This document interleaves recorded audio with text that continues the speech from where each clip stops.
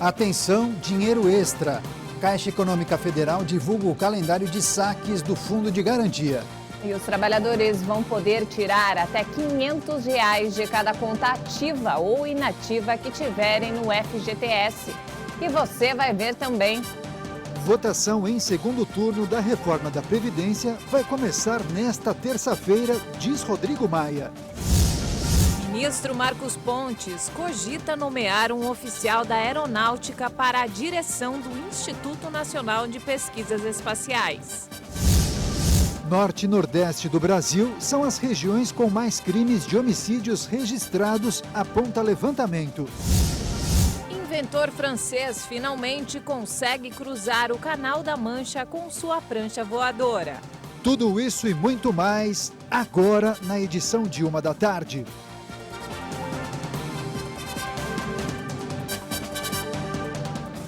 Olá, tudo bem com você? Muito boa tarde. Nós estamos chegando, trazendo as principais notícias do Brasil e do mundo, com Juliana Dariva. E com Daniel Caniato. Boa tarde para você, nesta segunda-feira, dia 5 de agosto de 2019.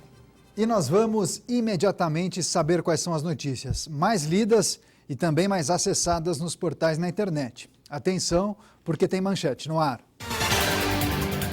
De olho no site do jornal Valor Econômico. Endividamento das famílias é o maior em 3 anos. Cadê o dinheiro, gente? Segundo dados do Banco Central, a taxa de endividamento em relação à renda acumulada nos últimos 12 meses subiu para 44,04%. É a maior desde abril de 2016. A Confederação Nacional do Comércio aponta para o aumento do número de famílias que se declaram endividadas. Elas eram 64,1% do total em julho, o maior percentual desde maio de 2013. E agora, como mudar esse cenário, hein? Agora um destaque internacional no Carioca Extra. Em pesquisa realizada nos Estados Unidos, constatou-se que 28% dos entregadores de comida já provaram refeições de clientes. Primeiro mundo? Bom, a situação não está fácil para ninguém, mas comer a comida dos outros é um absurdo, né? Essa mesma pesquisa já rastreou a paranoia causada nos consumidores norte-americanos. 85% deles já pressionaram e até hoje pressionam os restaurantes a enviarem a comidinha totalmente lacrada, por favor. Será que aqui no Brasil também tem disso? Bom, comer antes do cliente não seria um controle de qualidade? Sei não. Melhor ficar no campo da brincadeira mesmo. A gente encerra com o portal UOL. Canadá seleciona 458 vagas de trabalho e 13 bolsas de estudo em Quebec. Não perca a chance, hein? O processo seletivo vai até o dia 11, domingo. As oportunidades são para quem tem qualificação para trabalhar nas áreas de tecnologia da informação, jogos virtuais, saúde e manufatura. Mas não acho que vai ser fácil não, viu? Inglês e francês em nível intermediário são obrigatórios. Já está com tudo arrumado? Partiu Canadá! 1h06, uma ótima tarde para você. E a Caixa Econômica Federal divulgou hoje o calendário de saque do Fundo de Garantia por tempo de serviço. Os trabalhadores vão poder tirar o dinheiro de cada conta ativa ou inativa que tiverem no FGTS. Os saques de R$ 500 começam no dia 13 de setembro para quem tiver conta poupança na Caixa e no dia 18 de outubro para quem não for correntista do banco. Os primeiros beneficiados são os nascidos em janeiro, fevereiro, março e abril. Já aqueles com data de aniversário em maio, junho, julho e agosto recebem a partir do dia 27 de setembro. Os trabalhadores nascidos em setembro, outubro, novembro e dezembro podem sacar a partir do dia 9 de outubro. Atualmente, há cerca de 260 milhões de contas no Fundo de Garantia. Desse total, cerca de 211 milhões, ou 80% dos trabalhadores, têm saldo de até R$ 500. Segundo a Caixa, cerca de 33 milhões de beneficiários vão receber o crédito automático na conta poupança. Caso o trabalhador não queira retirar o recurso, deve solicitar a devolução do crédito até 30 de abril de 2020, em um dos canais divulgados pelo banco. Os saques vão ficar disponíveis até 31 de março de 2020. E as cotas do PIS, que são diferentes do abono salarial, devem ser pagas a partir de 19 de agosto. Tem direito ao benefício somente quem trabalhou com carteira assinada na iniciativa privada entre 1971 e 1988. São mais de 10 milhões de trabalhadores com direito ao saque das cotas do PIS em todo o Brasil. Já os pagamentos das cotas do PASEP, que são referentes servidores públicos, devem ter pagamentos feitos pelo Banco do Brasil. Mas o calendário dos saques desse benefício ainda não foi divulgado. E o presidente da Câmara dos Deputados, Rodrigo Maia, afirmou que a votação em segundo turno da reforma da Previdência já vai começar amanhã. E hoje ele retoma a articulação com os partidos. Também está previsto um encontro com o ministro Paulo Guedes e com o presidente do Senado, Davi Alcolumbre, para tratar do assunto. Com o fim do recesso parlamentar informal do meio do ano, a Câmara já recomeça os trabalhos com a votação em segundo turno da reforma da Previdência. As mudanças propostas devem ser analisadas em pelo menos 8 sessões. A votação em primeiro turno foi concluída no dia 12 de julho. As mudanças feitas na PEC até então devem gerar uma economia de 933 bilhões e meio de reais em 10 anos. Entre as alterações previstas estão a flexibilização das exigências para a aposentadoria de mulheres, regras mais brandas para integrantes de carreiras policiais e regras que beneficiam professores que estão perto de se aposentar. Os deputados favoráveis da reforma precisam garantir a presença de pelo menos 51 deputados em 2 sessões de plenário, em 2 dias. Isso antes da votação em segundo turno. E essa segunda etapa deve ter a mesma dinâmica do primeiro turno, com análise do texto principal e dos destaques, que são as sugestões de mudanças. A diferença é que agora só são permitidos os destaques que retirem trechos da proposta. Concluída a votação na Câmara, o texto segue para o Senado, onde deve passar primeiro pela Comissão de Constituição e Justiça. É no Senado que há a possibilidade de reincluir estados e municípios na reforma.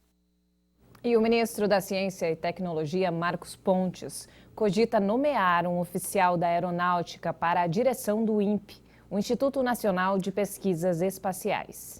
E ele também afirmou que pretende mudar o sistema que monitora o desmatamento. O novo diretor do Instituto Nacional de Pesquisas Espaciais, o INPE, pode ser um oficial da Aeronáutica. A informação foi confirmada pelo ministro Marcos Pontes. Na última sexta-feira, Ricardo Galvão foi avisado da exoneração depois da repercussão dos dados do desmatamento divulgados pelo Instituto. Em entrevista a uma rádio de São Paulo, Pontes disse que o candidato é um doutor em desmatamento. Ele também confirmou que o sistema vai ser alterado para atender melhor o cliente final, que é o IBAMA. Pontes garantiu que vai fazer um relatório técnico e que vai trabalhar com números e fatos para ver como eles são calculados e como podem ser usados. Segundo o ministro, mais satélites vão ser incluídos no sistema. A análise deve ser conjunta e a divulgação dos dados definida junto ao IBAMA de forma transparente. Antes, os dados eram enviados primeiro ao INPE e depois de 5 dias disponibilizados ao público. Marcos Pontes acredita que o consolidado do desmatamento da Amazônia Legal deve ser divulgado até o final de agosto. E o ministro Marcos Pontes disse que o nome do novo diretor do INPE vai ser divulgado ainda neste início de semana. Mudando de assunto, as inscrições para bolsas remanescentes do programa Universidade para Todos, o ProUni, começam hoje e vão até o dia 30 de setembro. Para quem ainda não está matriculado em uma instituição de ensino, o prazo é mais curto, termina no dia 16 de agosto. Para participar é preciso ter feito o Enem depois de 2010 e ter obtido nota superior a 450. Os professores da rede pública também podem participar. E a inscrição é feita pelo site do ProUni. E foi publicado hoje o decreto com as medidas de atendimento aos usuários de drogas no Rio de Janeiro. Veja esse e outros destaques em um giro de notícias pelo Brasil.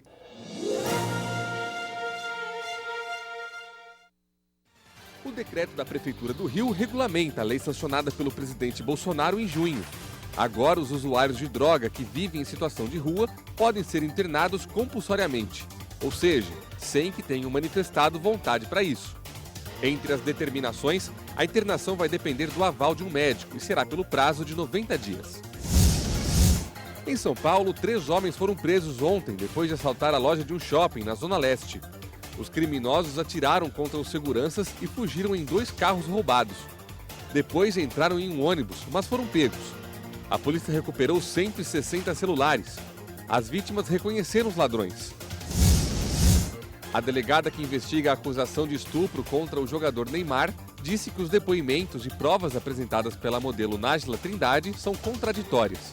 Por isso, o jogador não foi indiciado pelas acusações de estupro e agressão, que teriam sido cometidos em Paris. A investigação, que foi feita em São Paulo, onde a modelo registrou queixa, durou 2 meses e está encerrada.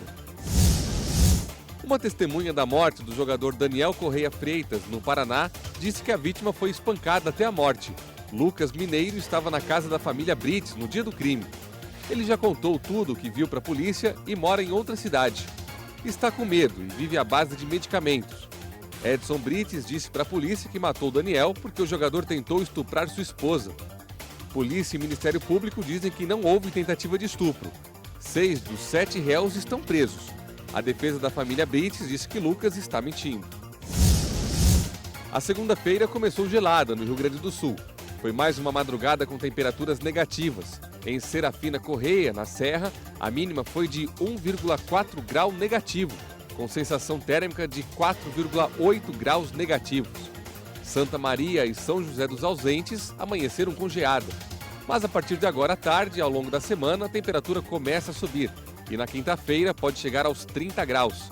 Mais uma mudança brusca. Destaques internacionais: o presidente norte-americano Donald Trump comentou os 2 ataques a tiros que deixaram ao menos 30 mortos e 50 feridos. Mas ele não fez menção às leis sobre armas. O primeiro foi registrado em um supermercado de El Paso, do Texas. E o segundo, na madrugada de domingo, ocorreu em Dayton, no estado de Ohio. Trump afirmou em coletiva de imprensa neste domingo que o ódio não tem espaço no país. I just want to say that these are 2 incredible places. Quero dizer que são 2 lugares incríveis, amamos as pessoas. O ódio não tem espaço em nosso país e vamos cuidar disso. Falei com o procurador-geral Bill Barr, com Christopher Wray, diretor do FBI, também conversei com os 2 governadores. Estamos trabalhando muito. Both governors, and we're doing a lot of work. O presidente falou à imprensa antes de embarcar de volta a Washington, vindo de Nova Jersey, onde jogava golfe.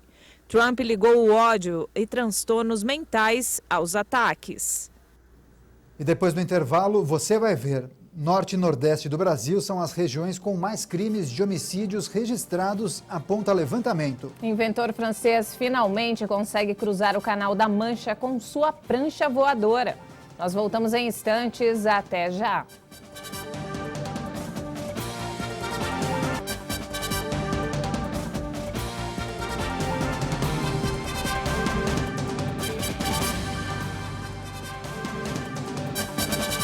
E nós estamos de volta a 1h20 e o norte e o nordeste do Brasil são as regiões com mais crimes de homicídios registrados. Esse levantamento foi divulgado hoje pelo IPEA, que é o Instituto de Pesquisa Econômica Aplicada. 18 das 20 cidades mais violentas do país estão nas regiões norte e nordeste. A pesquisa do IPEA contabiliza apenas municípios com pelo menos 100 mil habitantes. Os números permitem identificar que as cidades mais violentas apresentam também grande diferença entre os índices de desenvolvimento humano. Segundo o levantamento, quanto mais violência em uma cidade, menor o seu acesso à educação, desenvolvimento infantil e mercado de trabalho. A cidade mais violenta do Brasil em 2017 foi Maracanaú, no Ceará, com 145 homicídios para cada 100 mil habitantes. Já a capital cearense foi a cidade que teve o maior número absoluto de homicídios em 2017, com 2.145 casos, superando até mesmo as cidades mais populosas do país. O Rio de Janeiro, por exemplo, que tem o dobro de habitantes de Fortaleza, teve 1.850 assassinatos registrados. O levantamento também apontou que o estado de São Paulo tem 14 das 20 cidades menos violentas. E a polícia de Minas Gerais procura um motorista que atropelou um cadeirante e fugiu sem prestar socorro. Veja esse e outros destaques em um giro de notícias pelo país. Gladstone Ferreira Santana, de 53 anos, é tetraplégico. Ele estava a caminho da igreja quando foi atropelado. A vítima foi socorrida pelo SAMU e segue internada. Segundo a família, o cadeirante quebrou a bacia e vai precisar ser operado. O motorista fugiu sem prestar socorro. A polícia investiga o caso. O motorista de um ônibus perdeu o controle da direção e invadiu uma loja em Santo André, no ABC Paulista. O coletivo estava vazio no momento do acidente. O motorista ficou preso nas ferragens, mas foi socorrido e passa bem. Em Porto Alegre, no Rio Grande do Sul, um ônibus foi incendiado depois de ser alvo de um ataque a tiros. Segundo a polícia militar, homens armados estavam em um carro e atiraram contra o coletivo. A motivação do crime não foi informada. Os atiradores conseguiram fugir e ainda não foram identificados. Em Chapecó, Santa Catarina, um piloto de carros morreu durante a terceira etapa do Campeonato Sul Brasileiro de Arrancada. É uma competição automobilística conhecida como Arrancadão de Carros. Ivan Possamay Júnior, de 42 anos, perdeu o controle da direção e subiu na proteção metálica da pista. Na sequência, bateu em um poste. Ele estava a cerca de 220 km por hora. Uma investigação da Polícia Federal identificou uma rede de caçadores que ameaça onças pintadas na floresta amazônica. A prática é ilegal e a espécie corre risco de extinção. Nas últimas 4 semanas, o grupo formado por 7 pessoas matou pelo menos 31 animais silvestres, sendo 6 onças pintadas. Todos foram denunciados pelo Ministério Público e aguardam julgamento em liberdade.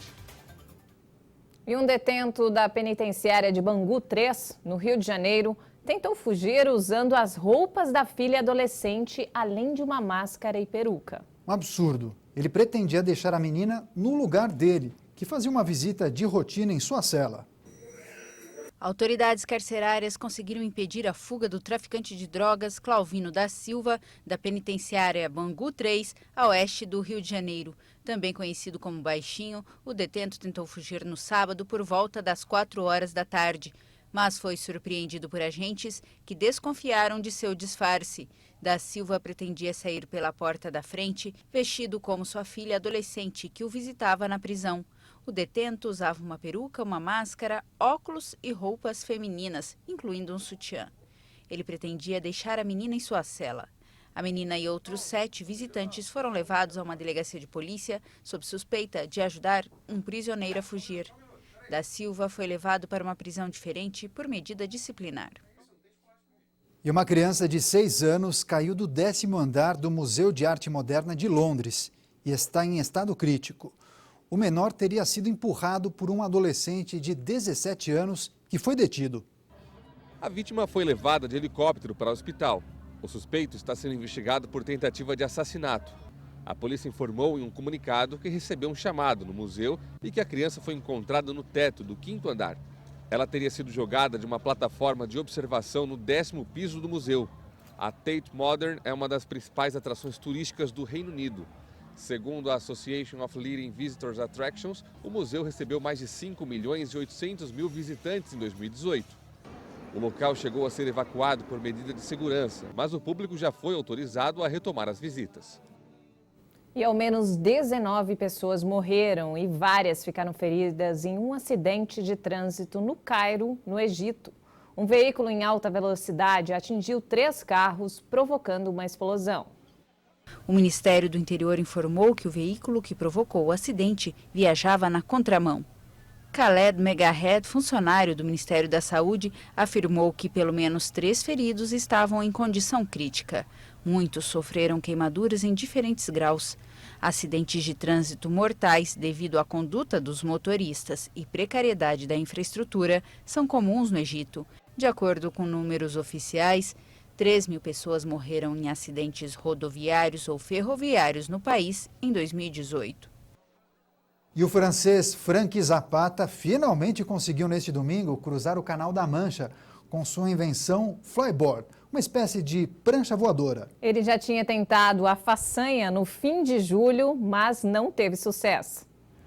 A travessia de 35 quilômetros foi feita em pouco mais de 20 minutos, após uma breve paradinha em um barco para reabastecimento. O francês malucão Frank Zapata, de 40 anos, decolou a bordo de sua prancha voadora da praia de Saint-Gaté, no norte da França, rumo à baía de St. Margaret, no sul da Inglaterra. Zapata se torna assim o primeiro homem a cruzar o Canal da Mancha a bordo de uma prancha voadora.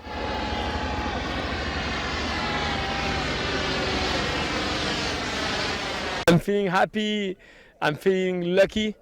And yes, it's just an amazing moment for me. Me sinto um sortudo. Este é um momento maravilhoso e me sinto muito orgulhoso e feliz por minha família, amigos e equipe. É um momento maravilhoso na minha vida.